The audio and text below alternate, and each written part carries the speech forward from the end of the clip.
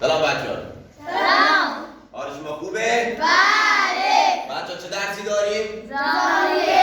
زاویه. خب ما جلسه قبل تقسیم بر عددهای دو رقمی رو خوندیم. تقسیم چرخشی رو خوندیم. فصل تقسیم تموم شد. حالا وارد یه فصل جدید شدیم. بچه‌ها صفحه 75 رو در بیارید. صفحه 75 خوب نگاه کنید. نوشته چی نوشته؟ اندازه‌گیری. اندازه‌گیری. با این مفهوم تا حالا آشنا شدید؟ درباره اندازه‌گیری چیزی شنیدید تا به حال؟ نشنیدید؟ مثلا بنده ها با متر چیز رو اندازه‌گیری میکنن یا خیاطی نرفتید؟ بله. رفتید درسته؟ لباس شما رو اندازه میگیره، پارچه رو اندازه گیری میکنه. حالا دیدید؟ با چی اندازه گیری میکنه؟ با متر اندازه گیری درسته؟ بله. حالا اینجا ما با اشکال هندسی آشنا میشیم. اول بعد میریم زمان، بعد میریم اندازه گیری. و همون به ترتیب. توی تصویر هم نگاه کنید بچه‌ها با اشکال هندسی زیادی داریم. خط راست هست، دایره هست و خمیده هست. حالا میریم بچه‌ها صفحه بعد. درس ما چیه؟ زاویه. بچه با قبلا تا به حال اسمی از زاویه شنیدید تا به حال؟ بله. چیزی نشنید دربارش؟ قبل از اینکه بخوایم زاویه رو بشناسیم اول باید خط رو بشناسیم. چی بچه ها؟ خط. خب خط رو که دیگه شنیدید درسته؟ این میشه یک خط راست. بچه اگه اینجوری مثال بزنم خط چیزیه که از هر دو طرف ادامه داره. اگه اینو مثال بزنیم خب اما دو تا اصطلاح دیگه با هم آشنا میشیم. یکی هست نیم خط. چی بچه‌ها؟ نیم خط. نیم خط. نیم خط کسی میدونه چیه؟ بله. میدونید؟ بله. خب چیه نیم خط؟ از اینکه ادامه داره از این طرف ادامه نداره. آفرین. نگاه کنید من این رو اگه مثال بزنم من این پارچه رو گره میزنم. خب حالا این از این طرف دیگه حق نداره ادامه پیدا کنه اما از این طرف میتونه ادامه پیدا کنه. دقیق نگاه کنید بچه‌ها این میشه نیم خط ما. این میشه نیم خط ما. من اینجا برای شما بکشم میشه نیم خط. اما یه اصطلاح دیگه داریم پاره خط. چی بچه‌ها؟ پاره خط. پاره خط. خب پاره خط چیه؟ از این هر دو طرف ادامه داره؟ ادامه نداره. آفرین بچه‌ها. یا کنید اینو مثال بزنم برای شما. اینو گره بزنم من. خب دقیقاً این میشه بچه‌ها. دیگه ادامه نداره ادامه پیدا کنه. خب بچه‌ها کسی میدونه این چیه؟ بله. چیه؟ نقال است؟ این نقال است؟ بله. دنیا بچه‌ها چیه این؟ دنیا. خب من اینا رو با کنم بچه‌ها این چند تا زل داره؟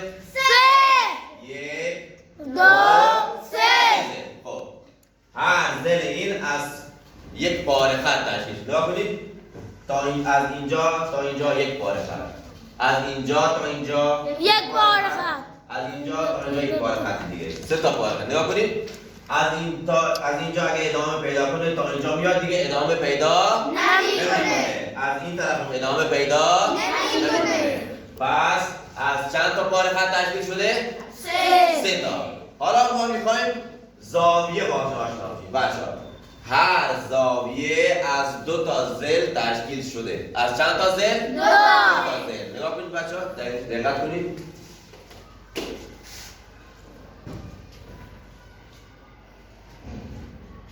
خب بچه‌ها این چند تا زل داره؟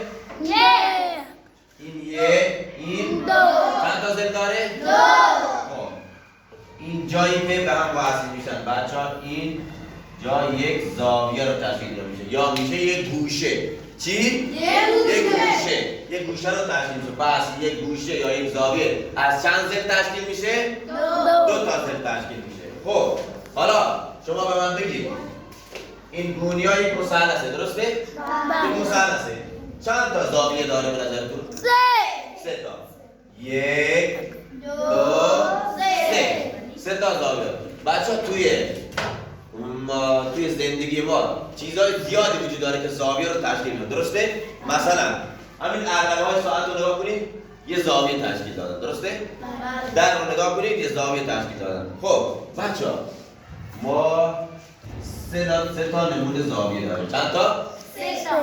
سه تا زاویه داریم. یکی هست تند، قائمه و باز. من اینا رو براتون با مثال میگم که چی هستن. خب بچه الان ما با بونیا یک زاویه تشکیل دادیم. خب یک زاویه دقت کنید بچه، این شد زاویه ما. زاویه‌ای که اینجوری دو خط راست باشه، نصف باشه، بهش میگن زاویه قائمه یا 90 درجه بچه. به این میگن چی؟ 90 درجه یا قائمه. اگه زاویه ما از قائمه کوچکتر بود، تقریبا این شکلی بچه ها. اگه زاویه ما کوچکتر بود،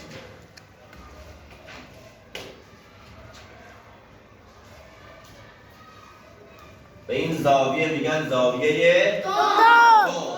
اگر زاویه ما از 90 درجه بزرگتر بود، به این زاویه میگن زاویه باز. آفرین بچه‌ها.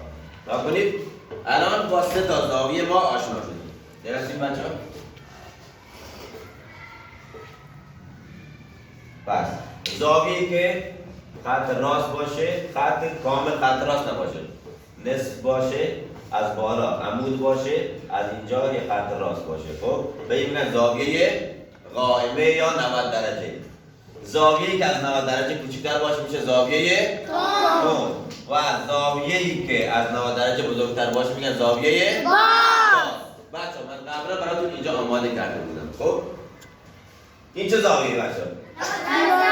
چند درجه؟ 90 درجه. خب حالا این زاویه چیه؟ دقت کنید. یه لحظه صبر کنید. این زاویه چیه؟ تند. حالا اینو دقت کنید. این چنده؟ این چنده بچه؟ زاویه باز. آفرین بچه. توی مبحث زاویه دو تا قضیه دیگه هم هست. یکی از خط راست و یکی از دایره. خب ما خط راست رو با 180 درجه میشناسیم. چند درجه بچه ها؟ 180 درجه. یا کنید این خط راست و اینم دایره بچه ها. 108 خط راست دو برابر زاویه قائمه هستش. زاویه قائمه چند درجه بود؟ 90 درجه. 108 خط راست چند درجه است؟ 180. پس میشه دو برابر زاویه قائمه. دایره 360 درجه است. دو برابر خط راست. 180 ضرب 2 چند میشه؟ 360.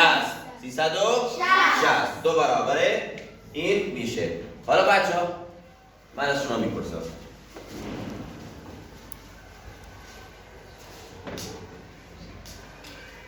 این چه زاویه‌ای رو نظر کنید؟